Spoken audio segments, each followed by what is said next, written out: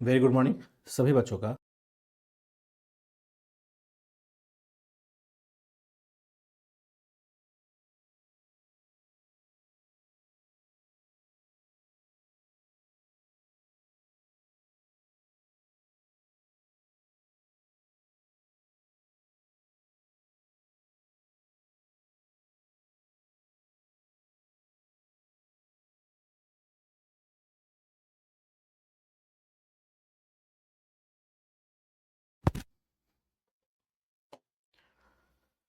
Very good morning सभी बच्चों का फिर से स्वागत है छुट्टी के बाद पहली क्लास में।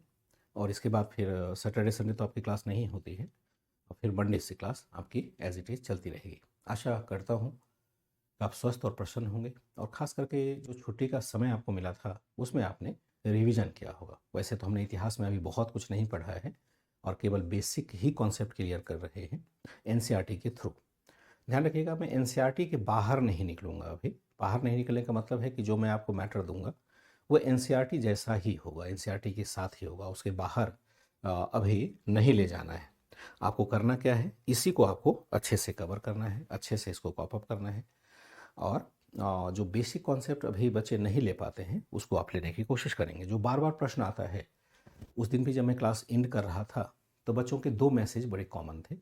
पहला कि क्या हमें फिर से नोट्स बनाना पड़ेगा, अगर एनसीईआरटी सार बैच में मैंने बना लिया है तो आपको बिल्कुल नहीं बनाना है। वैसे बच्चे को नोट्स नहीं बनाना है जिन्होंने एनसीईआरटी सार बैच में नोट्स बनाए, क्योंकि वह भी बहुत ही अधिक कॉम्प्रिहेंसिव नोट्स बना हुआ है, तो वहाँ जाने की ज़रूरत नहीं है। नोट्स बनाने की सिर्फ और सिर्फ आवश्यकता होगी उन बच्चों को जो अभी इस बैच को पहली बार ज्वाइन कर रहे हैं, क्योंकि आपके बैच में 3 प्रकार के बच्चे हैं जिन्होंने एनसीईआरटी सार बैच किया है, प्रतिज्ञा 1 नहीं किया है। दूसरा है कुछ बच्चे ऐसे हैं जिन्होंने एनसीईआरटी सार बैच भी किया है, प्रतिज्ञा 1 भी किया है, प्रतिज्ञा 2 में भी आए हुए। हालांकि 1 वाले को 2 की ज़रूरत थी भी नहीं, चलो फिर भी आप लाइव क्लास करते हैं तो कोई दिक्कत नहीं है, बस असाइनमेंट आप पूरा करते रहिए। आपको किसी भी प्रकार के नोट्स बनाने की कोई आवश्यकता नहीं है। अगर आपको लगता है, क्योंकि पढ़ाने का तरीका हमारा डिफरेंट रहा है, हर नोट्स देखेंगे आप बदलता चला जाता है, हर बार तरीका बदल जाता है, हर बार मैटर आपका वो रहेगा तो वही, लेकिन लिखने का तरीका बदल जाता है। इसका कारण है कि कोई लिखा लिखाया दिमाग में फॉर्मूला तो सेट नहीं होता है। इतिहास की समझ बन गई है तो उसके आधार पर ही पढ़ा देते हैं, और भाषा स्वाभाविक है, पहले क्या बोला था अब क्या बोलूँगा, याद तो रहेगी नहीं बात। इसलिए नोट्स थोड़ा डिफर कर सकता है, लेकिन कंटेंट वही रहेगा और ऑलमोस्ट उसमें चेंज करने की जरूरत नहीं है। जो बच्चे प्रतिज्ञा 1 के साथ नहीं बल्कि 2 के साथ जुड़े, पहली बार नोट्स बना रहे हैं, तो उनसे अपेक्षा होती है नोट्स जरूर बनाएं, क्योंकि यह आपके लिए अंतिम तैयारी का अवसर है। दोबारा आप कोई बैच मत खरीदना। किसी, मैं गारंटी कहता हूं कि इतिहास के लिए किसी बैच की आपको आवश्यकता नहीं होगी, चाहे आप यूपीएससी ही क्यों ना देने जाएं, और मैं ही यूपीएससी का कोर्स लॉन्च करूंगा तब भी मत खरीदना, इसलिए कि मैं उस लेवल से ही लेकर के चल रहा हूं। ठीक है बच्चे, ये सामान्य है। और जैसा कि मैंने पिछली क्लास में सूचित किया था कि मैं शायद आपके चैट को नहीं देख पाऊंगा, क्योंकि मुझे आज ही बाहर से आना पड़ा है, तो जो कंसोल होता है चैट देखने वाला वो अवेलेबल नहीं हो पाया है। मैं तुरंत क्लास में आकर के हाजिर हो गया हूँ, तो चैट आपका नहीं देखूंगा, मैं एक बढ़ा देता हूँ, और कोई दिक्कत होती है तो मुझे ऑफलाइन कमेंट करके आप पूछ सकते हैं। उस दिन जो बात हो रही थी, तो बात हो रही थी कि भारत का नामकरण कैसे होता है, या भारतीयों ने भारत का नाम कैसे रखा। एक हेडिंग ही आता है, इसी पर हम चैप्टर ही क्रिएट कर सकते हैं कि भारतीयों ने भारत का नाम कैसे रखा। उसके संदर्भ में एक पॉइंट हमने लिया था, यही था ना, कि भारतीयों ने भारत को कैसे नाम दिया। यही एक चैप्टर आपका होगा कि भारतीयों ने, ऐसे मैं लिख देता हूं, भारतीयों ने भारत को कैसे नाम दिया। ये आपका एनसीईआरटी में लिखा हुआ है, ये चैप्टर आपका एनसीईआरटी में लिखा हुआ है कि भारतीयों ने भारत को नाम कैसे दिया। ये आपका एनसीईआरटी में लिखा हुआ है, इसीलिए मैंने उसी हेडिंग को यहां पर अपना लिया है और उसी के हिसाब से मैं यहां लिखाता हुआ चला जाता हूं। हाउ इंडियंस नेम इंडिया, इसको ऐसे लिख देंगे, how Indians name India. India शब्द कहां से आया या भारत शब्द कहां से आया, इस पर भी थोड़ी सी चर्चा कर सकते हैं। पिछली क्लास में हमने देखा था कि जो भारत के संदर्भ में, यानी आर्यों के निवास के स्थान के संदर्भ में जो एक शब्द पहली बार प्रचलन में आया, वह शब्द था सप्त सिंधु क्षेत्र। सब सिंधु क्षेत्र पूरे भारत को डिनोट नहीं करता था, बल्कि उस क्षेत्र को करता था जहां की सिंधु नदी और उसकी 6 सहायक नदियां प्रवाहित होती थी। वहीं पर आर्यों का मूल निवास स्थान था। तो ऋग्वेद में बार बार इस क्षेत्र की चर्चा हुई है। लेकिन आगे के क्रम में हम देखते हैं कि बहुत सारे अन्य क्षेत्रों की भी चर्चा होने लगती है अलग अलग ग्रंथों में। अन्य ग्रंथों में कैसे चर्चा होती है? अन्य ग्रंथों में, अदर टेक्स्ट में हम कैसे चर्चा देखते हैं? अदर टेक्स्ट में हम कैसे चर्चा देखते हैं? यहां हम देखते हैं कि जैसे महाभारत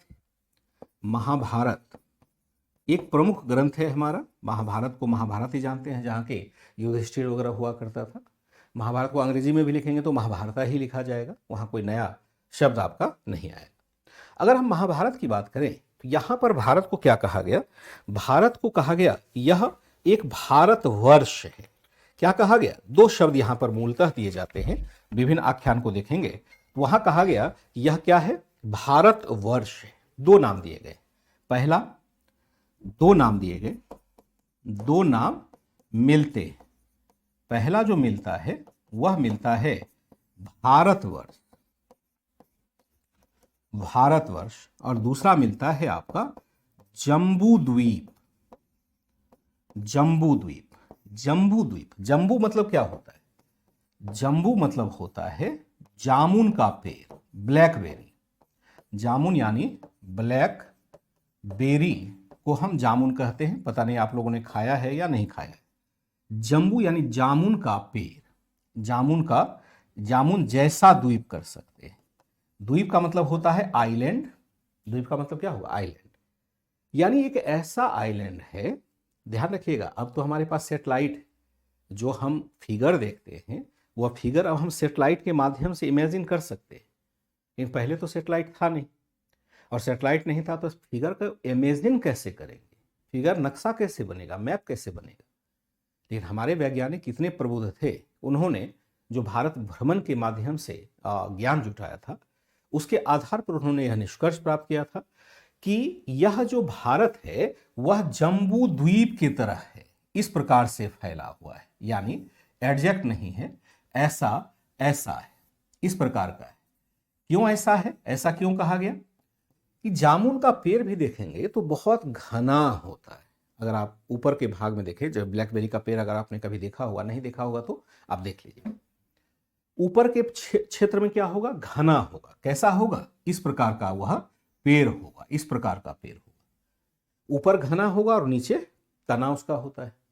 जैसे हम भारत को इस रूप में देखें, अगर मैप के ऊपर देखें भारत को, तो कैसे दिखाई देगा?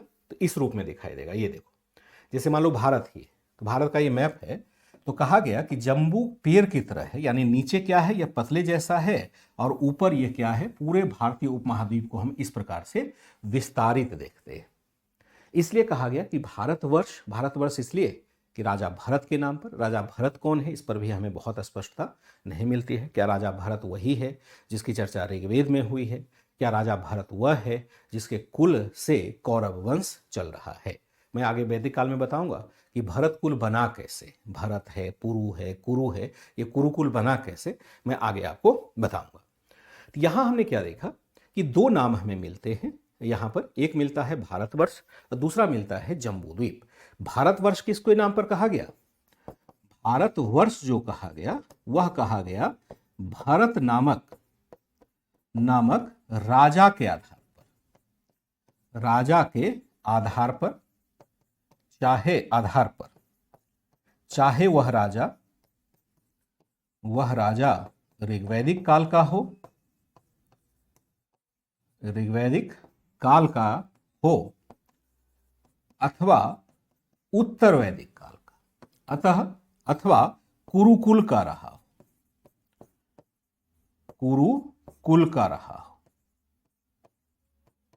अब दोनों में से कौन यहां रहा होगा उसके बारे में हमें स्पष्टता नहीं होती है। जब हम ऋग्वेद पढ़ेंगे तो वहां देखेंगे एक राजा की चर्चा हमें मिलती है, भरत राजा सुदास, यानी भरत कुल एक हुआ करता था।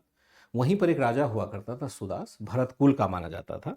और दूसरा हम देखते हैं कुरुकुल, जो भरत कुल का ही अगला भाग है, वहां पर भी एक भरत नामक राजा हुआ था। दोनों में से क्या था कहना बड़ा मुश्किल है, क्योंकि सब लोग अपने अपने तरीके से बातें रखते हैं। यहाँ बहुत सारी बातें स्पष्ट नहीं होती है, लेकिन हाँ माना जाता है कि भरत के नाम पर ही भारत होता है। अब एक मैं कहानी सुनाऊं। अगर आप हिंदू दर्शन की बात करें तो वह ऋग्वेद को आधार बनाता है। और अगर आप एक धर्म का नाम आपने सुना होगा, और जिसका नाम है जैन धर्म। जैन धर्म का नाम सुना होगा, जहां भगवान महावीर होते हैं, आप लोगों ने थोड़ा बहुत तो पढ़ाई है। भगवान महावीर वाली कहानी को आधार बनाएंगे तो वहां कहानी अलग नजर आएगी कि जैसे जैन धर्म देखेंगे 24 तीर्थंकर हैं, और 24 तीर्थंकर में जो पहले तीर्थंकर है जिनको आदिनाथ कहते हैं, उनका मूल नाम है ऋषभ देव। माना जाता है कि भरत जो है, राजा भरत और राजा बाहुबली दो हुआ करते थे। जैसे ऋग्वेद ऋषभ देव को 100 पुत्र हुआ करता था, 100 पुत्र यानी 100 बेटा हुआ करता था, एक बेटी थी। अब जब सत्ता देने की बारी आई तो पहला जो 2 पुत्र था उसमें संघर्ष होता है। पहले 2 पुत्र का नाम था एक बाहुबली और दूसरे का नाम भरत हुआ करता था। तो दोनों में मुकाबला हुआ। उस समय जो मुकाबला होता था जैसे भाइयों के बीच में कि कौन राजा बनेगा या कौन श्रेष्ठ होगा, उसके लिए वाक युद्ध होता था, यानी शास्त्रार्थ किए जाते थे, तलवार से युद्ध होता था, हस्त मतलब हाथ से भी लड़ाई होती थी। तो कई प्रकार के दोनों में युद्ध होते हैं, और इन तीनों युद्ध में बाहुबली ने भरत को पराजित भी कर दिया। तो नियम से भारत के पहले शासक कौन बन जाते हैं? नियम से भारत के पहले शासक बाहुबली बन जाते हैं। कभी आप कर्नाटक जाएंगे तो वहाँ गोमतेश्वर एक जगह है और वहाँ पर बाहुबली की प्रतिमा है। बहुत सारे बच्चे या बहुत सारे तैयारी करने वाले भी नहीं जानते हैं कि ये बाहुबली आया कहाँ से।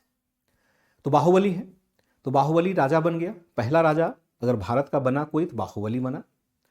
लेकिन हुआ क्या, कुछ दिनों के बाद बाहुबली ने चूंकि अपने छोटे भाई को पराजित करके सत्ता प्राप्त की थी, इसलिए उसको मन लगा नहीं। उन्होंने कहा ये गलती मुझसे हो गई कि मैं अपने भाई को पराजित करके सत्ता कैसे प्राप्त करूंगा, और उसने संन्यास ले लिया। फिर उसके स्थान पर भरत राजा बने। तो भरत वही है जिसके नाम पर भारत कहा गया। लेकिन ये जैन दर्शन कहता है ये कुरुकुल का नहीं था, ऋग्वैदिक कुल का नहीं था, बल्कि यह तो ऋषभदेव के पुत्र हुआ करते थे। तो अलग अलग जगह पर अलग अलग कहानियां मिलती है, इसके लिए हमें चिंता नहीं करनी चाहिए। तो भारतवर्ष क्या है? भरत नामक राजा के आधार पर, चाहे वह ऋग्वैदिक काल का हो चाहे उत्तर वैदिक काल का रहा हो, इसको हम कहते हैं। और इसमें क्या था कि भारत में क्या था? भारतवर्ष में शामिल था,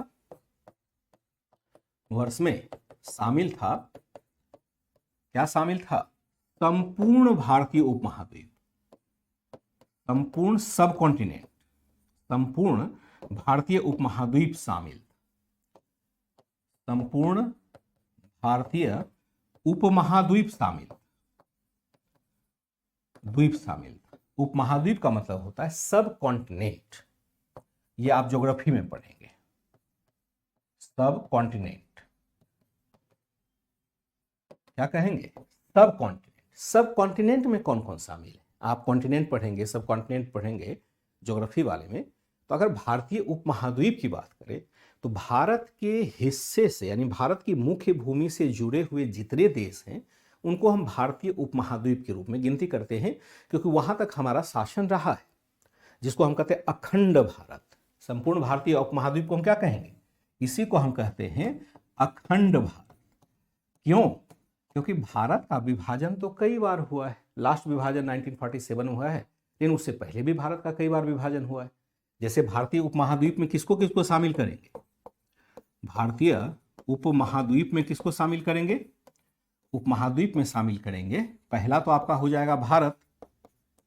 फिर हम देखते हैं एक विभाजन आता है पाकिस्तान के रूप में। फिर आपका हो जाएगा अफगानिस्तान भी होगा, क्योंकि अशोक का शासन वहां था। छोटे छोटे हिस्सों में बात करें, नेपाल भी हो जाएगा, भूटान हो सकता है, म्यांमार हो सकता है। म्यांमार को वैसे नहीं शामिल करते हैं, चलो म्यांमार छोड़ देते हैं। और श्रीलंका भी हो सकता है, श्रीलंका। ये सारे जो देश हैं ये भारतीय उपमहाद्वीप, इंडियन सब कॉन्टिनेंट में आते हैं। तो जब हम भारतवर्ष कहते हैं, भारतवर्ष में क्या शामिल था? इतने सारे देश शामिल थे। लेकिन ऐसा नहीं है कि हर कालखंड में इसे भारतवर्ष ही कहा गया, क्योंकि अभी भी हम देखते हैं भारत को कहीं कहीं हिंदुस्तान कहा जाता है, कहीं कहीं इंडिया कहा जाता है। ये डेवलपमेंट हमें समझना होगा कि कब कौन सा नामकरण होता चला गया। ये बेसिक कॉन्सेप्ट आपका है जो एनसीईआरटी के आधार पर है। संपूर्ण भारतीय उपमहाद्वीप अखंड है। अब हम देखते हैं कि सभी पुराण साहित्य में, प्रायः सभी पुराण साहित्य में भारतवर्ष को क्या कहा गया है? भारतवर्ष को भारत ही कहा गया है, भारत ही कहा गया है। अब विदेशियों ने भारत को किस नाम से पुकारा, यह भी देखना होगा कि भारतवर्ष में क्या शामिल था? संपूर्ण भारतीय उपमहाद्वीप। संपूर्ण भारतीय उपमहाद्वीप में क्या है? भारत है, पाकिस्तान है, अफगानिस्तान, नेपाल, भूटान, श्रीलंका है, सभी कुछ शामिल हो जाएगा, क्योंकि इसको हम अलग नहीं कर सकते, भारत का पार्ट रहा हुआ है।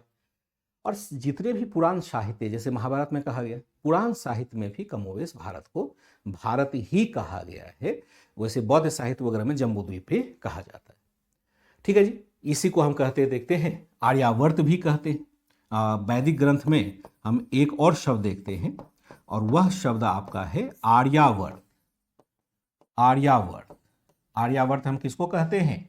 उसको कहते हैं जो आर्यों की भूमि है।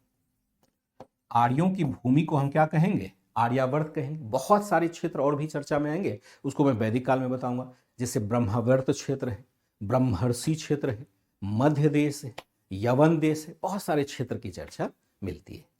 लेकिन उतना डिटेल्स में हम मध्य यहाँ नहीं जाएंगे, क्योंकि ये एनसीईआरटी क्लास है, तो यहाँ तो हम खाली छू करके निकल जाएंगे। आगे वैदिक काल पढ़ेंगे तो सब कुछ वहाँ सूचना ले लेंगे। वैदिक ग्रंथ है आर्यावर्त। वैदिक ग्रंथ में क्या कहा गया? आर्यावर्त कहा गया, जो आर्यों की भूमि है। ब्रह्मावर्त कहा गया, बहुत सारे नाम और भी दिए गए।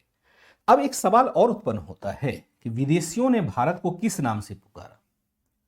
विदेशियों ने, फॉरेनर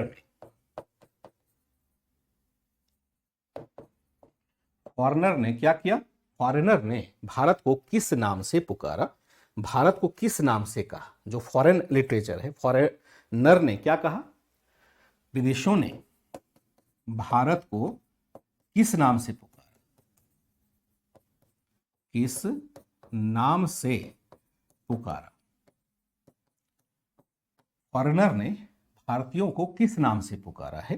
तो फॉरेनर यानी विदेशी दो हो सकते हैं, विदेशी यात्री जो हो सकते हैं वो तीन हो सकते हैं।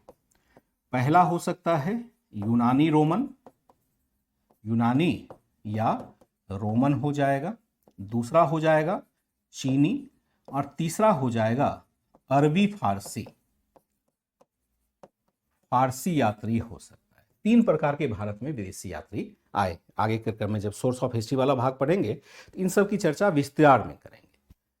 सोर्स ऑफ हिस्ट्री की चर्चा हल्का सा यहाँ से भी करेंगे, लेकिन जो यहाँ करेंगे फिर फाउंडेशन बैच में नहीं करेंगे, मतलब जो प्रतिज्ञा बैच है उसमें नहीं करेंगे।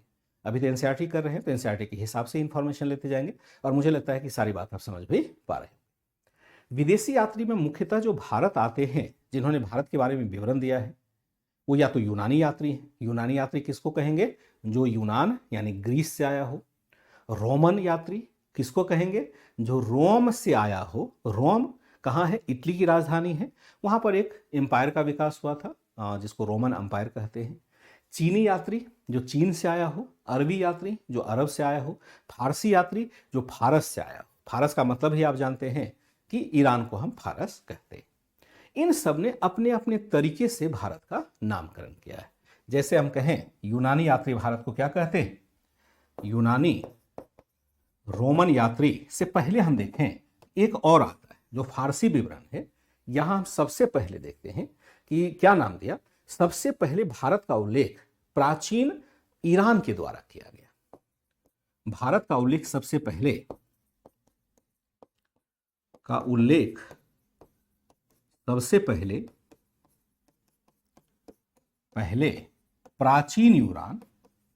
प्राचीन ईरान जिसको हम कहते हैं हखमनी साम्राज्य के शासकों द्वारा किया गया। साम्राज्य के शासकों द्वारा किया गया। सबसे पहले उल्लेख सबसे पहले प्राचीन जो ईरान है वहां हखमनी साम्राज्य के शासकों द्वारा किया गया था, और इसे कहा गया हिंदू क्षेत्र किया गया। यहां क्या किया? यहां भारतीय क्षेत्र को सिंधु नदी के नाम पर हिंदू कह दिया गया, क्योंकि फारस में ह शब्द का प्रचलन नहीं था। क्या कहा गया वहां? भारत को कहा गया हिंदू कहा गया, भारतीय क्षेत्र को हिंदू कहा गया सिंधु के स्थान पर, क्योंकि हिंदू कहा गया, हिंदू कहा गया। क्यों कहा गया हिंदू कहा गया? कि फारसी भाषा में ह शब्द का प्रयोग नहीं होता। इसलिए देखते हैं, जैसे हम कहते हैं हकमनी, हकमनी लिखे हैं, कहीं कहीं लिखा रहता है अखमनी। ह शब्द तो हम लोग डाल देते हैं, जो इंग्लिश का उच्चारण है एच से शुरू होता है, लेकिन फारसी भाषा में उस समय जो फारसी भाषा थी उसमें एच शब्द का प्रयोग नहीं था, ह शब्द का प्रयोग नहीं होता था। इसलिए हकमनी है तो हम उसको अखमनी भी कह देते हैं। एच ए के बाद ए से ही शुरू हो जाता है, अखमनी हकमनी दोनों शब्द आपको मिलेगा। तो इन्होंने कहा सिंधु को एक तरह से इस प्रकार से पुकारा जैसे कि लगता है कि हिंदू शब्द वह कह रहा हो। सिंधु नदी के पार के क्षेत्र को हिंदू शब्द उसने कहा दिया, मतलब उच्चारण की अपभ्रंशता के कारण, उच्चारण की गलती के कारण हिंदू शब्द यहां पर कहा गया। यहां हिंदू क्या था? यहां हिंदू शब्द भौगोलिक पहचान थी, भौगोलिक पहचान थी, ना कि धार्मिक पहचान। यानी हिंदू शब्द का प्रयोग किया गया है क्षेत्र के लिए किया गया है, यह नहीं कि किसी धर्म के रहने वाले लोगों के लिए किया गया है। ध्यान रखिएगा इस बात को। अभी हम लोग हिंदू जब आगे आप पढ़ेंगे, एक क्लास आपके लिए मैं शुरू करने वाला हूं, अगर आप लोगों के पास टाइम हो और 2026 में ही आप अपेक्षा रखते हैं कि मुख्य परीक्षा देना है मुझे, तो आप एक क्लास मेरा ज्वाइन कर सकते हैं। वैसे तो मैंडेटरी नहीं है कि ज्वाइन करें ही, जैसे चाहे कर सकते हैं, क्योंकि वहाँ आंसर राइटिंग में मैं कुछ काम करने वाला हूँ। मैं शाम को 5 बजे डेली मंडे टू फ्राइडे आपके लिए एक क्लास लेने वाला हूँ, और वह क्लास है आपका एडिटोरियल एनालिसिस। जो न्यूज़पेपर में एडिटोरियल आते हैं उनमें सबका नहीं, जो सबसे बढ़िया एडिटोरियल होगा, जहाँ की क्रक्स होगा, आपको कुछ कॉन्सेप्ट समझाने की जरूरत होगी, उसको मैं लेकर के आऊँगा शाम के 5 बजे यूट्यूब पर, यहाँ नहीं, ताकि सभी बच्चों को उसका फायदा हो सके। RW प्लेटफॉर्म जाना ही जाता है, इसलिए कि बेहतरीन से बेहतरीन कंटेंट हम यूट्यूब पर देते हैं। और यूपीएससी के लिए हम प्रयास कर रहे हैं, मतलब यूपीएससी के लिए औपचारिक रूप से आ रहे हैं, तो वह कंटेंट यूपीएससी वाले बच्चों के लिए जरूरी होगा, मेंस के लिए खास करके। जिन बच्चों की अपेक्षा होती है वो मेंस देने वाले हैं, उनके लिए वह क्लास अनिवार्य होगा या अच्छा रहेगा उनके लिए, क्योंकि मैं वहाँ पर प्रारंभिक परीक्षा के प्रश्न को भी बनाऊंगा और मुख्य परीक्षा के प्रश्न को भी हाथ के हाथ बनाऊंगा और लिखवाऊंगा भी। तो यहाँ हिंदू शब्द क्या है? भौगोलिक पहचान थे, ना कि एक धार्मिक पहचान थे। फिर हम देखें इसी को हम क्या कहते हैं, इसी को एक तरह से इसी नाम को आगे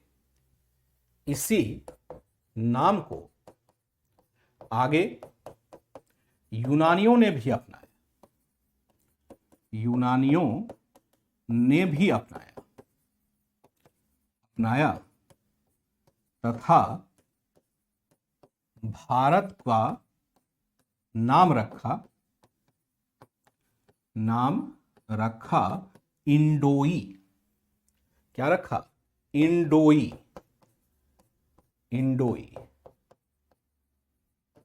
क्या नाम रख दिया? इंडोई। यहीं से हम देखते हैं इंडिया शब्द की चर्चा होती है, या क्या होता है, या यिंतु या हिंदू शब्द का भी प्रयोग किया। कहीं कहीं क्या कहते हैं? कहीं कहीं यिंतु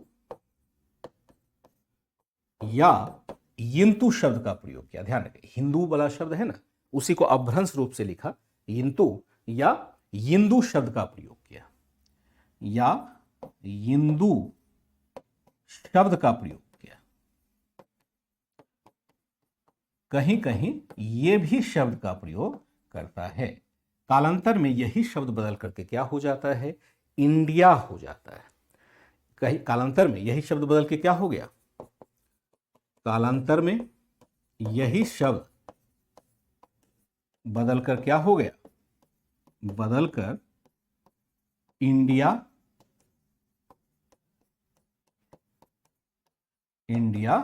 हो गया। चीनी लेखकों ने क्या किया? चीनी लेखकों ने भारत को क्या कहा? भारत को तिएंजू जैसा नाम दिया। क्या नाम दिया? भारत को तिएंजू नाम दिया। कहा कि भारत जिसका तात्पर्य होता है पवित्र देश, तात्पर्य होता है पवित्र देश। इसका तात्पर्य क्या होता है? पवित्र देश होता है। चीनी लेखकों ने भारत को क्या नाम दिया? भारत को तिएंजू नाम दिया, जिसका तात्पर्य होता है पवित्र देश। यह भी एक नाम आ गया। फिर हम देखते हैं कि जो अरबी यात्री हैं, अरबी यात्रियों ने भारत को हिंदुस्तान नाम दिया। हिंदुस्तान नाम दिया। उपरोक्त सभी शब्द, उपरोक्त में से भारत, हिंदुस्तान तथा इंडिया जैसे शब्दों का प्रचलन आज भी है। शब्दों का प्रचलन आज भी है। कैसे नाम बदलता रहा? कितना दिलचस्प नाम है अपना। मैं पूरा विश्वास करता हूं इस नजरिए से तो आपने नहीं पढ़ा होगा। और ये मैं नया कुछ नहीं पढ़ा, ऐसा नहीं है कि मैंने कुछ विशेष रूप से ढाला है आपको या विशेष मैटर में देने की कोशिश कर रहा हूं। यह एनसीईआरटी है बाबूजी, एकदम एनसीईआरटी, विशुद्ध एनसीईआरटी। एक भी लाइन बाहर का नहीं, सिर्फ एक लाइन, ये वाला जो है ना, ये लाइन बाहर का हो सकता है, ये वाला। उपरोक्त में से भारत, हिंदुस्तान तथा इंडिया जैसे नामों का प्रयोग आज भी है। ये मैंने एडिशनल ऐड कर दिया ताकि एक कंक्लूजन मिल पाए। अदरवाइज जो भी है वह सब एनसीईआरटी की देन है। यही तो एनसीईआरटी है जो हमें पढ़ना था और समझना था। हम पढ़ते रहते हैं, समझ ही नहीं पाते हैं कि एनसीईआरटी में पढ़ना क्या है भाई। जो निर्णय लिया गया था अंकित सर के द्वारा, इसीलिए तो लिया गया था कि ये सब बातें जो हम दूर दूर में पढ़ते हैं। अभी दूसरा चैप्टर में उठाऊंगा ना, चैप्टर नंबर 5, वहाँ देखेंगे, वहाँ तो और भी बढ़िया कॉन्सेप्ट एक दिया हुआ है जो आपको कहीं भी एडवांस लेवल पर नहीं पढ़ाया जाता है। हम लोग भी नहीं पढ़ाते क्योंकि उसकी ज़रूरत ही नहीं पड़ती है। लेकिन आप तो कि फाउंडेशन बैच में हैं, एनसीईआरटी भी पढ़ रहे हैं, फाउंडेशन भी पढ़ रहे हैं, तो आपको मैं क्या करूँगा, सब कुछ क्लियर करता जाऊँगा। 2-4 क्लास शुरुआत में अधिक लग जाता है, बाद में थोड़ा पीपीटी वगैरह का प्रयोग करके इसको मैनेज करने की कोशिश करेंगे। धीरे धीरे सब क्लियर हो जाएगा, आप कंफर्ट हो जाएंगे। मुझे विश्वास है कि मेरे साथ आप नोट्स बनाते चलेंगे। यहाँ और भी मैं कहना चाहूँगा, अगर आपको लगता है कि मेरी लिखावट आपको स्पष्ट नहीं हो रही है तो आप चाहें तो पीडीएफ जो दूसरा आपको दिया जाता है उससे आप बना लीजिए, उससे आपको फ़ायदा हो जाए, क्योंकि वहाँ थोड़ा साफ साफ लिखा रहता है। मेरी हैंड राइटिंग ऐसी है और मुझे बहुत सारा चीज़ लिखना होता है कम समय में, तो इसलिए मैं बहुत स्पष्ट तरीके से एक एक शब्द को रच करके नहीं भी लिख सकता हूँ। इसलिए आपको ध्यान इस बात का रखना चाहिए। ठीक है जी। अब हम देखते हैं, एक चैप्टर हमारा ये पूरा हो जाता है, ये हमारा क्या हो जाएगा, कंप्लीट हो जाएगा।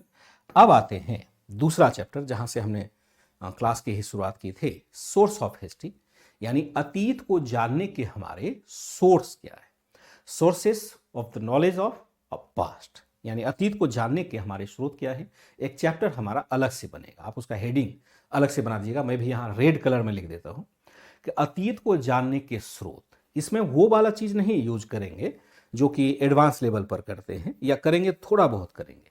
असल में यहाँ पर भी कुछ बेसिक बातों को समझ लेंगे, और अगर ये बेसिक बातें आपको क्लियर हो जाती है तो चाहे, मैंने देखा है कि यहाँ से कुछ क्वेश्चन नेट जेआरएफ वगैरह में भी पूछे जाते हैं, तो वो भी आपका क्लियर हो जाएगा। लेकिन मैं इसलिए नहीं पढ़ाऊंगा कि नेट जेआरएफ में पढ़ा रहा हूँ, मैं इसलिए पढ़ाऊंगा कि वह एनसीईआरटी में लिखा हुआ है। एनसीईआरटी मेरे पास कई प्रकार के, ओल्ड भी है, न्यू भी है, सब एनसीईआरटी, जो अभी लेटेस्ट है वह भी है, सारा एनसीईआरटी है। मैं सबका एक निचोड़ निकाल करके आपको दे देता हूं कि आपका काम चल जाएगा। और ये बातें जो कहीं आप नहीं पढ़ेंगे, यहीं पर क्लास में आप क्लियर कर लीजिए। अब जो आपका चैप्टर यहाँ शुरू होना है वह चैप्टर हो जाएगा कि अतीत के संदर्भ में जानकारी के स्रोत।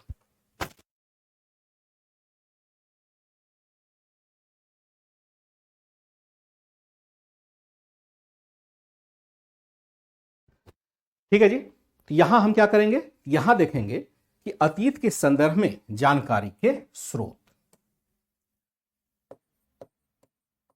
अतीत के संदर्भ में जानकारी के स्रोत, जानकारी के स्रोत। तो यहां मैं आज आपकी क्वेरीज को अंदाज से ले रहा हूं। मैं आशा करता हूं कि आपको क्लियर हुआ होगा। दूसरी बात, अगर नहीं होता है तो मैं मान लो मंडे की क्लास में आता हूं, तो फिर उससे पहले भी क्लास देखो, मैंने जो बच्चों को एक्सेस दिया हुआ है वह लिमिटेड नहीं दिया है। आपके पास कई सोर्स हो सकते हैं। आप क्लास में चैट करते हैं, लेकिन वो चैट शुरुआत में देखते हैं, लास्ट में देखते हैं, बीच में नहीं देख पाते हैं, और देखेंगे तो फिर आपका क्लास भी डिस्टर्ब हो जाएगा। दूसरा, आपको इसीलिए कि आपको कोई दिक्कत नहीं हो मेरे क्लास के संदर्भ में, इसलिए मैंने कहा कि चाहें तो आप पर्सनल मैसेज भी मुझे कर दें, लेकिन पर्सनल मैसेज मुझे प्रासंगिक प्रश्न जो क्लास के जुड़ा हुआ है उसी से पर्सनल मैसेज करेंगे, तभी मैं रिप्लाई कर पाऊंगा।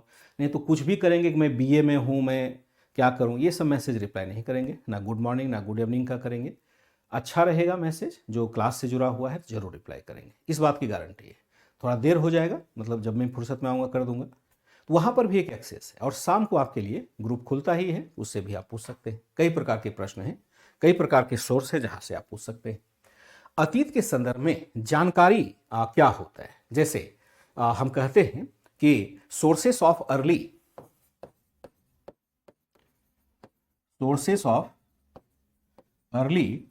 ह्यूमन इन द पास्ट, यानी अतीत के संदर्भ में हम जानकारी कैसे प्राप्त करते हैं। और आपको याद हो कि जब हम लोगों ने शुरुआत करी थी तो वहां 2-3 शब्द डाला कि मानव का अतीत क्या होता है, यानी मानव का पास्ट क्या है, क्योंकि हमें इतिहास पढ़ना है तो पास्ट को ही समझना होगा कि मानव का पास्ट क्या है। क्या सभी मानव का या सभी जीव का पास्ट एक जैसा ही होगा? हमने कहा नहीं, एक जैसा नहीं होगा, क्योंकि भूगोल प्रभावित कर देता है। ये बातें याद है या नहीं? ये एनसीईआरटी की ही बात है, हो रही है। एनसीईआरटी में ही मैंने पढ़ाया है, जो पहला क्लास था वो एनसीईआरटी बेस्ड ही था। तो पास्ट हमारा अलग अलग हो सकता है, क्योंकि भौगोलिक विविधता रही है, जो जलवायु परिवर्तन रहा है, क्लाइमेट चेंजेस हुए, जो भूआकृतियां हैं, कहीं पहाड़ है, कहीं मैदान है, कहीं रेगिस्तान है, कहीं नदी है, कहीं गुफा है। तो जिसको जैसी सुविधा मिली वैसे मानव का विकास होता चला गया। जब हम पास्ट को समझने के लिए सोर्स का अध्ययन करते हैं तो हमें 2 प्रकार के सोर्स दिखाई देते हैं। एक पुरातात्विक सोर्स यानी आर्कियोलॉजिकल सोर्स, और दूसरा है आपका लिटरेरी सोर्स यानी साहित्यिक सोर्स। लेकिन उसको थोड़ा विस्तार में समझेंगे। कंटेंट जो इसका है, जिसमें हम फैक्ट्स जिसको कहते हैं, वो तो बाद में आएगा। थोड़ा सा पहले कि सोर्स बनता कैसे है, सोर्स हम लेते कहाँ से, क्योंकि ऐसा तो है नहीं कि पृथ्वी पर सोर्स ऐसे भटक रहा है। सोर्स है तो कहीं नीचे दबा हुआ है। आप जो चीज़ यूज नहीं करते हैं वो क्या होता है, धीरे धीरे जमीन के नीचे चला जाता है। उस पर कूड़ा कचरा मिट्टी पड़ते पड़ते, जिसको आप यूज नहीं करिएगा, देखिए धीरे धीरे धीरे धीरे वो जमीन के अंदर दब जाता है। और ये कुछ सालों में ऐसा होता है, ये तो हजारों लाखों साल की बात हो रही है। हजारों लाखों साल में क्या हुआ, जो पुरातात्विक स्रोत थे वो नीचे नहीं दब गए जमीन के नीचे, उसके ऊपर और मिट्टियां आ गई और सभ्यता का विस्तार हो गया। वो दबते दबते काफी नीचे आ गया। अब पता कैसे चलेगा कि पास्ट हमारा कैसे था? तो उसको क्या करना होगा, एक्सकेवेशन करना होगा, यानी खुदाई करनी होगी, जिसको हम टेक्निकल भाषा में कहते हैं उत्खनन करना। क्या करेंगे? उत्खनन करेंगे। Sources of early human in past को अगर देखें तो यहां हम क्या कर देखते हैं, यहां पर जानकारी कैसे मिलती है? जानकारी मिलती है कैसे? मिलती है मानव के भौतिक अवशेष से। भौतिक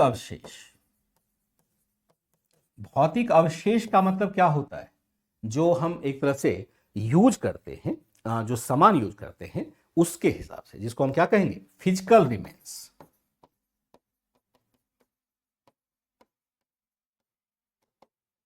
फिजिकल रिमेन्स से हम इसको प्राप्त करते हैं। मानव के भौतिक अवशेषों से जानकारी मिलती है। अवशेषों से जानकारी मिलती है। अब सवाल उत्पन्न होता है कि भौतिक अवशेष है क्या? जो फिजिकल रिमेन है, यानी भौतिक अवशेष अगर क्या है, इसको हमें देखना होगा। भौतिक अवशेष यानी फिजिकल रिमाइन,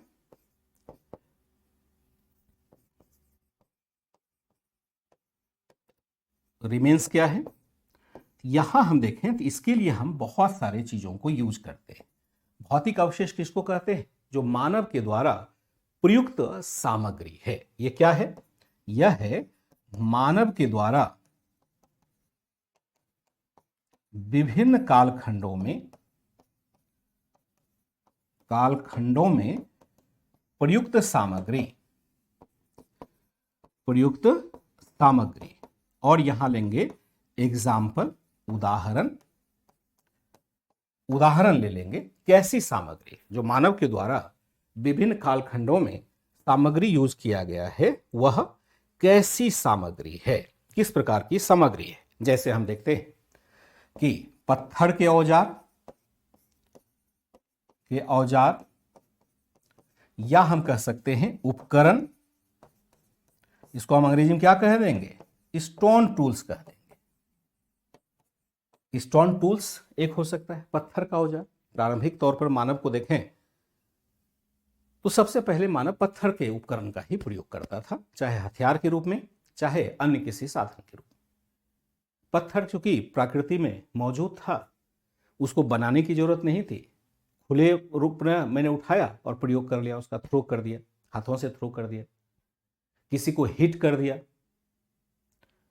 तो शुरुआत में मानव हमेशा पत्थर के उपकरणों का ही प्रयोग करता है। और एक खास बात इसमें और भी रही जो आपको समझना चाहिए, वैसे तो किताबों में लिखा हुआ है कि जब हम पत्थर के उपकरणों को देखते हैं तो वो विभिन्न साइज में आपको दिखाई देंगे। कैसा साइज होता है, जरा ऐसे देखिए। साइज अगर देखेंगे, पत्थर के उपकरणों का साइज अगर देखेंगे तो आपको इस प्रकार का साइज दिखाई देगा। मैं दिखाता हूं, मैंने बहुत सारा पीपीटी आपके लिए लाया हुआ है ताकि अच्छे से समझाया जा सके। देखो, इस प्रकार का पत्थर उपकरण होगा। ये आप देख रहे हैं ना, ये क्या है, स्टोन टूल्स है। इसमें एक प्रकार नहीं है। आप देखेंगे कुछ बड़े हैं, आप देखेंगे ये है बहुत बड़ा, ये है थोड़ा सा छोटा, ये उससे छोटा है लेकिन नुकीला है, ये भी देखेंगे। और यहां देखेंगे कि कुछ पेबुल टाइप का है, यानी ऐसा उपकरण है जो पहले से लगता है कि जैसे कभी आप नदी किनारे जाते होंगे तो आपको इस टाइप के उपकरण मिलते होंगे। बहुत जगह होगा कि पत्थर को पत्थर से घिस करके चिकना कर दिया जाता है। तो कहने का संदर्भ हुआ, इस टाइप के ही उपकरण मिले हैं, ये मानव के द्वारा प्रयुक्त उपकरण ही है। कहने का संदर्भ है कि अगर मानव के भौतिक अवशेष पर हम नजर डालें, फिजिकल रिमेन्स पर नजर डालें, तो सबसे पहला जो निवेंस मिलता है और जो बहुतायत में मिलता है और जो प्रकृति के द्वारा नष्ट नहीं भी किया गया है, वह है आपका पत्थर के उपकरण, यानी स्टोन टूल्स। इसका मतलब क्या हुआ, स्टोन टूल्स। बहुत सारे हैं, सब कुछ मिलते हैं, लेकिन पहला जो मिलता है वो क्या मिलता है, पत्थर के उपकरण के रूप में मिलता है, यानी पत्थर के औजार या उपकरण के मिलते हैं। फिर हम देखते हैं और भी मिलता है, मृदभांड मिलता है। मृदभांड हम किसको कहते हैं, अंग्रेजी में कहते हैं पॉटरी। पॉटरी कहते हैं। पॉटरी का मतलब होता है, सरल अर्थों में कहें तो मिट्टी का बर्तन। क्या हो जाएगा, मिट्टी का बर्तन। अब मिट्टी का बर्तन अभी आपके घर में आम है, प्रयोग में लाते हैं, घड़े के रूप में। अभी गर्मी आ रही है, पानी पीने के लिए घड़े के रूप में यूज करते हैं, दूध रखने के लिए करते हैं, अनाज रखने के लिए करते हैं।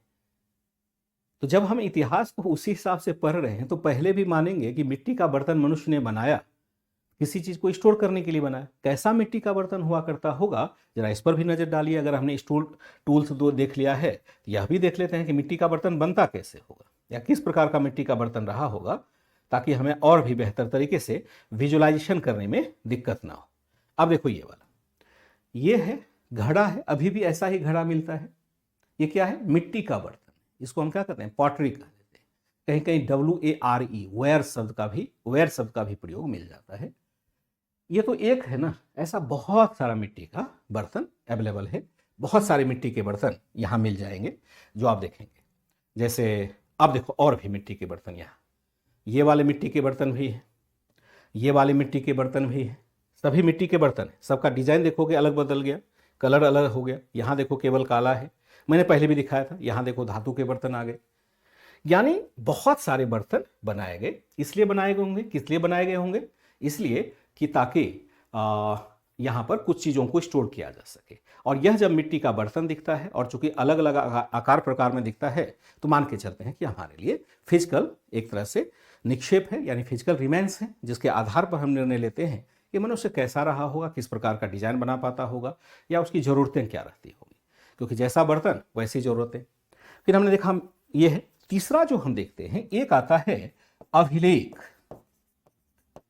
ये है आपका इंस्क्रिप्शन। इंस्क्रिप्शन ध्यान रखिएगा। अभिलेख, अभि मतलब होता है अच्छा, लेख यानी पत्थरों के ऊपर या अन्य किसी वस्तुओं के ऊपर कुछ आदेश खोदे गए थे, पत्थरों को काट करके छेनी हथौड़े से, और अक्षर वहां उकेरे गए थे। अभिलेख कैसे होते? जैसा मैंने कहा, पत्थर पर लिखे गए थे या अन्य चीजों पर लिखे जा सकते हैं।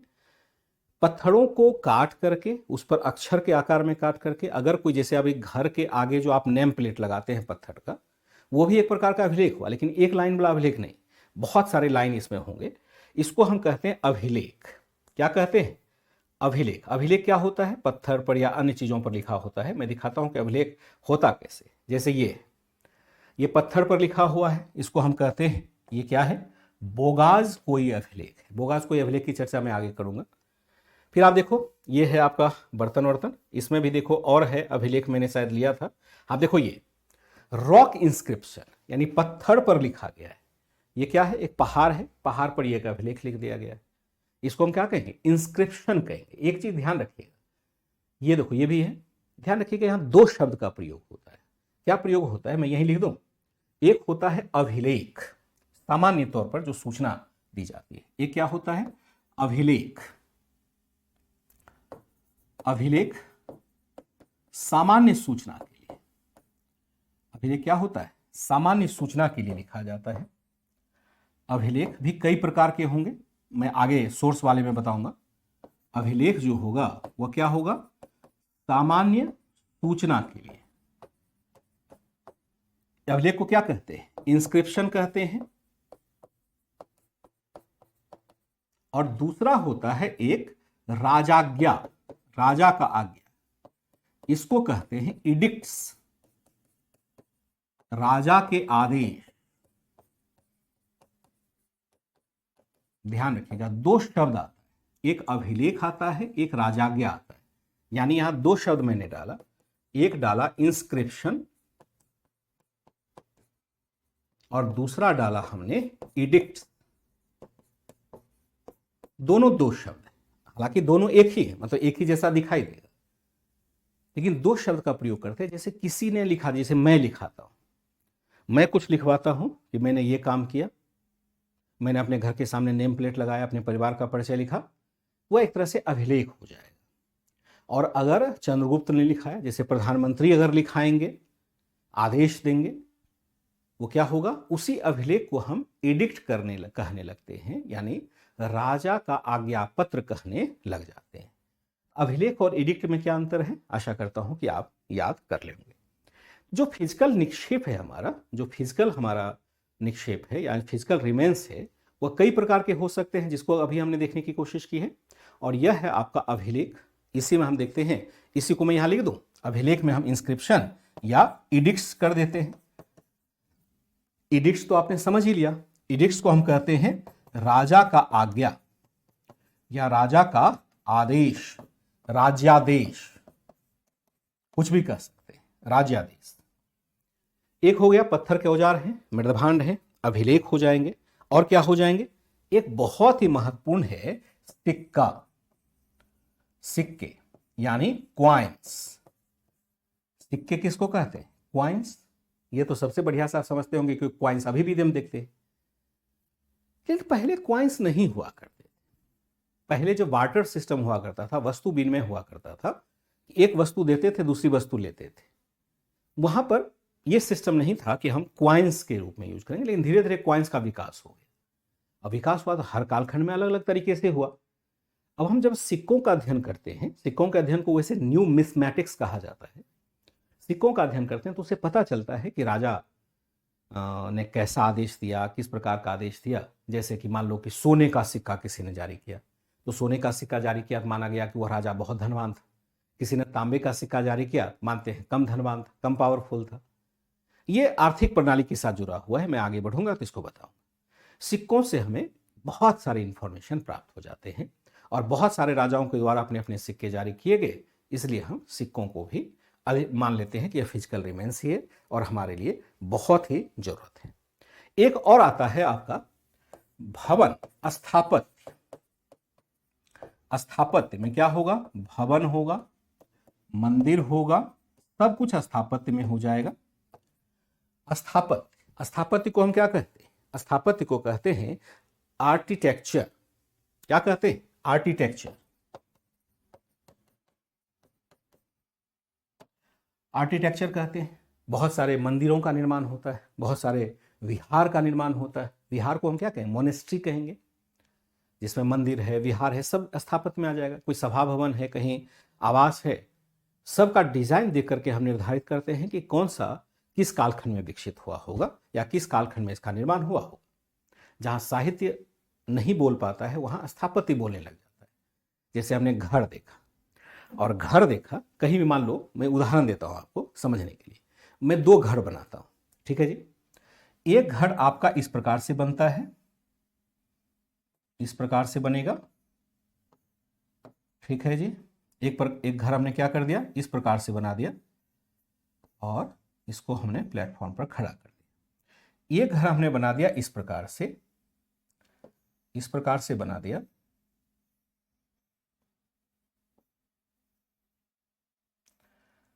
ठीक है, और इस पर हमने एक बना दिया इस प्रकार से। क्या दोनों एक है? दोनों की संरचना एक है? नहीं।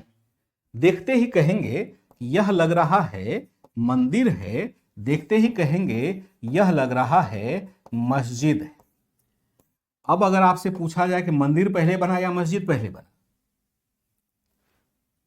आपने कह दिया। सामान्यतः आपने देखा है जीवन में कि मंदिर की संरचना ऐसी होती है, मस्जिद की संरचना ऐसी होती है। अगर आपसे पूछा जाएगा कि मंदिर पहले बना या मस्जिद पहले बना, पूरा कालक्रम पता होगा, तब पता चलेगा कि भारत में इस्लाम बाद में आया है तो मस्जिद बाद में बना होगा, मंदिर पहले बने होंगे। मंदिर की संरचना पहले गुप्त काल में ही बन गई थी, जबकि इस्लाम का आगमन तो पूर्व मध्यकाल में हुआ था। इस तरह से इतिहास को हम क्या करते हैं? बनाते हैं, रिकंस्ट्रक्ट करते हैं सोर्स। यहां हमने क्या देखा कि जो प्रवेश द्वार है वह धरन तकनीक से सीधा लिंटर टाइप का दिया हुआ है। यहां हमने क्या देखा? आर्च बना हुआ है, मेहराब बना है। आप देखिए यहां क्या बना है? मेहराब बना है। यहां क्या है? शिखर है। ये क्या बना है? शिखर बना हुआ है, और इसको हम कहते हैं गुंबद कहते हैं। अब अगर आपको टैली करने के लिए कहेगा तो आसानी से आप कर लेंगे। अच्छा ये मंदिर है तो मंदिरों की ये विशेषता है, मस्जिद है मस्जिदों की ये विशेषता है। कितना आसान हो जाता है जब फिजिकल रिमेंस हम प्राप्त करते हैं, भौतिक अवशेष प्राप्त करते हैं, कितना आसान हो जाता है। नहीं, अन्य भी हो सकता है, धातु के उपकरण भी हो सकते हैं, ठीक है, सिक्के हो सकते हैं, और क्या हुआ गया? स्थापत्य हो सकता है, भवन मंदिर आदि हो सकते हैं। हमने देखा कि ये फिजिकल रिमेंस है। दूसरा अगर हम देखें, यह हो जाएगा साहित्य। दूसरा जो हो जाएगा वह साहित्य होगा। साहित्य का मतलब होता है लिटरेचर, यानी लिखित विवरण, मानव का लिखित विवरण। इसको हम क्या कह देते हैं? इसको हम कह देते हैं कुल मिला के साहित्यिक स्रोत कह देते हैं,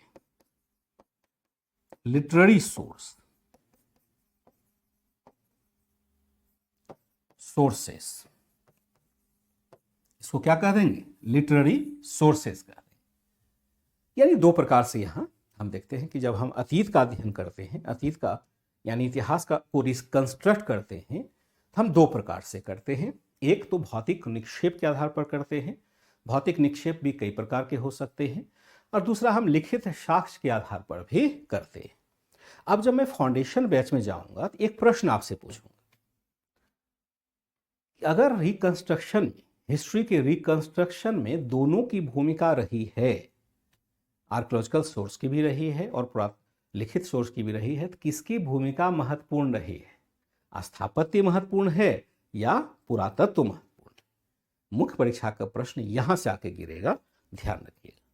आशा करता हूं कि अभी तक बातें सारी समझ में आ रही होंगी, और मैं जब चैट देखूंगा तो मैं सभी डाउट्स आपके क्लियर करता हुआ चलूंगा। तो सोर्स हम फिर यहां से बैक करते हैं। क्या कहा? अतीत के संदर्भ में जानकारी के सोर्स क्या है, जानकारी मिलती कैसे है? मानव के भौतिक अवशेष से जानकारी मिलती है। मानव के द्वारा विभिन्न कालखंडों में प्रयुक्त सामग्री को हम भौतिक अवशेष कहते हैं। भौतिक अवशेष क्या है? पत्थर के औजार या उपकरण हो सकते हैं, आपने फिगर देखा। मृदभांड हो सकते हैं, मिट्टी के बर्तन हो सकते हैं। अभिलेख यानी इंस्क्रिप्शन हो सकते हैं, इडिक्ट राजाज्ञा हो सकते हैं। सिक्के हो सकते हैं। सिक्के कैसे होंगे? तो सिक्के इस प्रकार के हो सकते हैं, ये वाला देखो, ये वाला सिक्का हो सकता है। ये भी क्वाइंस था। अभी आपका क्वाइंस कैसा होता है? गोल आकार का होता है। अभी क्वाइंस प्राय क्या होता है? गोल आकार का होता है। कैसा होता है? मेरे पास एक क्वाइंस रखा है मेरे टेबल पर, मैं दिखाता हूं। अभी सिक्का कैसा होता है? तो इस प्रकार का होता है, एकदम गोल आकार का। क्या ये गोल आकार का है? एक जगह तो है, लेकिन अन्य जगह तो नहीं है। लेकिन क्या ये गोल आकार का सिक्का बना भी था भारत में? बिल्कुल बना था। जैसे हम देखते हैं यहां पर भी तो नहीं है, ये भी गोल आकार का सिक्का नहीं है। लेकिन ऐसा नहीं है कि सब दिन एक ही प्रकार का सिक्का रहा। अब देखो, ये क्वाइंस ऐसा ही है ना, हूबहू लगभग गोल आकार का आ गया, और ये सिक्के इसी प्रकार से चलते रहे। तो सिक्कों में यानी क्वाइंस के निर्माण की प्रक्रिया क्या रही, कैसी रही, उसे हम जब पढ़ते हैं उससे हमें पता चलता है किसी राजा का कार्यकाल क्या रहा, कैसे रहा। वो सब हम पढ़ते हैं भौतिक निक्षेप के रूप में, यानी फिजिकल रिमेन के रूप में। उससे हमें इतिहास बनाने में क्या हो जाती है? सहूलियत हो जाती है। और भी देखो, ये भी सिक्के हैं, सोने के मानक सिक्के हैं। और भी देखो, बहुत सारे यहाँ अलग अलग टाइप के सिक्के हमें मिलते जाए। जैसे ये चांदी का सिक्का हो जाएगा, ये घोड़ा जैसा है तो चांदी का सिक्का हो जाएगा, वो लाल है तो सोने का सिक्का हो जाएगा। इस तरह से हम देखते हैं कि बहुत सारे फिजिकल रिमेन्स हमें प्राप्त होते हैं। फिजिकल रिमेन्स यहाँ हमें प्राप्त होते हैं बहुत सारे। ठीक है जी। इसके बाद हम देखते हैं लिखित अवशेष होगा। लिखित अवशेष क्या हम देखते हैं कि, ठीक है जी, साहित्यिक स्रोत है। साहित्यिक सोर्स में हम कई प्रकार के सोर्स को मिला सकते हैं। जैसे धार्मिक साहित्य होगा, धार्मिक साहित्य जो धर्म को लेकर लिखा गया है। दूसरा होगा लौकिक साहित्य। तीसरा जो हो जाएगा वह हो जाएगा विदेशी यात्रियों का विवरण, यात्रियों का विवरण। क्या हो जाएगा? विदेशी यात्रियों का विवरण। कई प्रकार के हो सकते हैं, इसको भी और भी डिफाइन कर सकते हैं, लेकिन मैं इसको यहां नहीं करूंगा। यहां करूंगा ना, फिर एनसीईआरटी जो मैंने सोचा है 20 घंटे में खत्म होना है, वो होगा ही नहीं। फिर यहां मामला उलझ जाएगा, कुछ यहां से पढ़ना पड़ेगा, कुछ वहां से पढ़ना पड़ेगा। मैं यही बातें जो अभी आपने समझ लिया ना, बेसिक चीज, यही बातें मैं जब एडवांस में पढ़ा रहूंगा तो इसका मैं पूरा डिटेलिंग करके जाऊंगा। क्योंकि यहां से प्रश्न पूछे गए हैं मुख्य परीक्षा के कि इतिहास निर्माण में साहित्यिक स्रोत की क्या भूमिका है। 2024 का ही प्रश्न उठा के देखिए ना यूपीपीसीएस में, इतिहास के पुनर्निर्माण में साहित्यिक स्रोत की क्या भूमिका रही है। आप 2024 का क्वेश्चन उठा के देख लीजिए मुख्य परीक्षा का, आपको मिल जाएगा। तो ऐसा नहीं है कि कुछ भी पढ़ के जाएंगे, पढ़ेंगे जहां से प्रश्न बन रहा है और बनने की संभावना है। हमने देखा दो प्रकार के फिजिकल रिमेन है। साहित्य हो सकता है, साहित्य भी कई प्रकार के हो सकते हैं। भारत में बहुत सारे विदेशी यात्री आए, कुछ ना कुछ लिखा उन्होंने, भारत के लोगों ने लिखा, धर्म के लोगों के द्वारा लिखा गया। धार्मिक साहित्य किसको कहते हैं? जो किसी धर्म के ऊपर लिखा गया उसको हम धार्मिक कहते हैं। जो सामान्य जनता के ऊपर लिखा गया हो उसको हम लौकिक साहित्य कहते हैं। लोक मतलब इस लोक से जुड़ा हुआ साहित्य कहते हैं। अब यहां हम देखते हैं कि जो लिखित अवशेष है वो मिला, तो यहां हम क्या देखते हैं, साहित्य को छोड़ दिया जाए, इसका कंक्लूजन लिखेंगे, साहित्य को छोड़ दिया जाए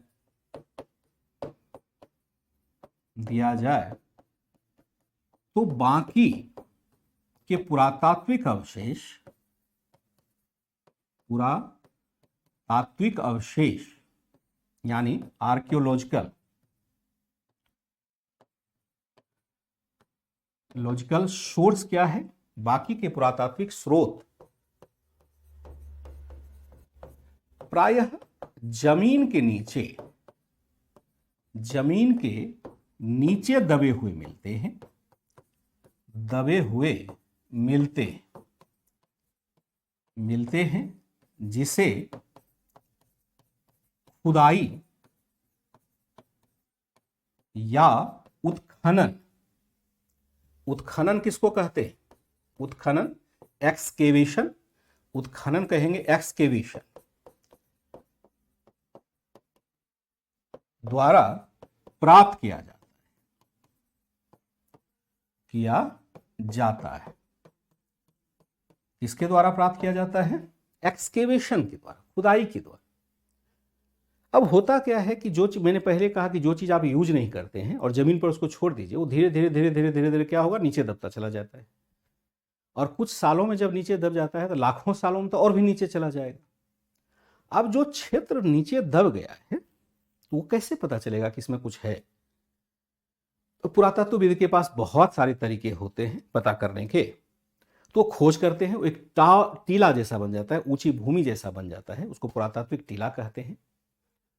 और फिर उसका जब उसकी खुदाई करते हैं, एक्सकेवेशन करते हैं, उत्खनन करते हैं, तब हमें पता चलता है कि क्या सामग्री वहां दबी थी। और उसके आधार पर हम इतिहास का निर्माण करते हैं, सुनते हैं, बताते हैं कि यहाँ के लोग कैसे रहे होंगे। जैसे सिंपल सी बात है, कह दिया, मान लो कि दब गया नीचे डिजिटल पेन दब गया, जमीन में दब गया।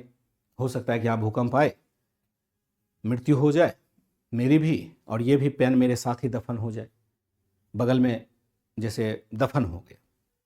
अब जब खुदाई करने वाला लाखों साल के बाद, हजारों साल के बाद खुदाई करेगा तो देखेगा कि मेरे पास एक टी शर्ट था, यानी ऐसा कपड़ा हमने पहना था जो छोटे आकार का था। डिजिटल पेन है तो कहेगा हाँ, यहाँ का मानव डिजिटल पेन का यूज करता था। मान लो स्मार्ट वॉच है, कहेगा कि यहाँ का मानव स्मार्ट वॉच का प्रयोग करता था। इस टाइप से हम कहानी एक बुनते हैं। वही बातें यहाँ हो रही है। साहित्य को छोड़ दिया जाए तो बाकी के पुरातात्विक यानी आर्कियोलॉजिकल सोर्स प्रायः जमीन के नीचे दबे हुए मिलते हैं, जिसे खुदाई या उत्खनन द्वारा ही प्राप्त किया जा सकता है। ऐसे स्थल जहां की पुरातात्विक अवशेष होते हैं, ऐसे स्थल जहां पुरातात्विक अवशेष होते हैं, पुरातात्विक अवशेष होते हैं, दबे रहते हैं, उसे क्या कहा जाता है? उसे पुरातात्विक स्थल कहा जाता है। दबे रहते हैं उसे क्या कहा जाता है? उसे पुरातात्विक टीला कहा जाता है। टीला यानी आर्कियोलॉजिकल माउंड कहा जाएगा। लॉजिकल माउंड कहा जाता है। आर्कियोलॉजिकल माउंड होता क्या है कि एक, मान लो कैसा हमने कहा, और थोड़ा सा ये टीला ऊंचे भाग में आ जाता है। टीला किसको कहते हैं? जो जमीन से थोड़ा सा ऊंचा हुआ भाग। पहाड़ बहुत बड़ा ऊंचा होता है। जैसे जमीन हम समतल देखते हैं, समतल में देखेंगे थोड़ा सा कहीं ऊंचा है। अब ऊंचा क्यों है भूमि? पहाड़ तो है नहीं वहां पर। तब वहां संदेह होता है कि अच्छा, यहाँ कुछ दबा हुआ है क्या इसके अंदर? इसको हम क्या कह देते हैं? पुरातात्विक टीला यानी आर्कियोलॉजिकल माउंड कहते हैं। फिर इसका उत्खनन किया जाता है और फिर हम पुरातात्विक स्रोत को प्राप्त करते हैं और तब हमें प्राप्त होता है। इसको हम क्या कहेंगे? पुरातत्व एक टीला कहते हैं। ठीक है जी। लेकिन वही है कि 1 घंटे की क्लास ही लेनी होती है, तो मैं मंडे से कोशिश करूंगा, एक बार सर से बात करूंगा कि मेरी क्लास एटलीस्ट 1.5 घंटे तक होनी जरूरी है, क्योंकि नहीं तो फिर कोर्स पूरा नहीं होगा, बहुत देरी लग जाएगी। क्योंकि मैं जिस डायमेंशन को लेके चल रहा हूँ उस डायमेंशन से बच्चों को अस्थायी रूप से मैटर याद हो जाएगा। तो मैं कोशिश करूंगा कि यह मंडे से मैं 1.5 घंटे की क्लास लूँ। तो एक बार मुझे इसके लिए पूछना पड़ेगा, क्योंकि 1.5 घंटे 2 घंटे से नीचे अगर मैं पढ़ाऊँगा, 2 घंटे तो नहीं हो पाएगा, क्योंकि 12 बजे से फिर दूसरी आपकी क्लास होती है। तो मैं 1.5 घंटे आपको पढ़ा दूंगा जरूर, एटलीस्ट 1.5 आवर्स में जरूर लेना चाहूँगा, तभी जाकर के हमारे कोर्स पूरे हो पाएंगे। आज के क्लास को क्या करते हैं, यहीं विश्राम देते हैं। अभी मैंने आज आपका चैट नहीं देखा, लेकिन आप चाहें तो जब चाहें तभी आप मुझे मैसेज कर दीजिएगा, मैं उसको समझ भी लूँगा। अगर कोई बातें समझ में नहीं आई तो उसको भी देख लूँगा। वैसे तो सब सारी बातें समझ में आ जाएगी, क्योंकि मैं बहुत स्लो चल रहा हूँ, समझ में आ जानी चाहिए। फिर भी अगर कोई दिक्कत होती है तो मुझे बताने के लिए आप स्वतंत्र रहेंगे। तो चलिए, आज के लिए धन्यवाद बहुत बहुत। मैं मिलता हूँ नेक्स्ट क्लास के साथ। Bye and take care.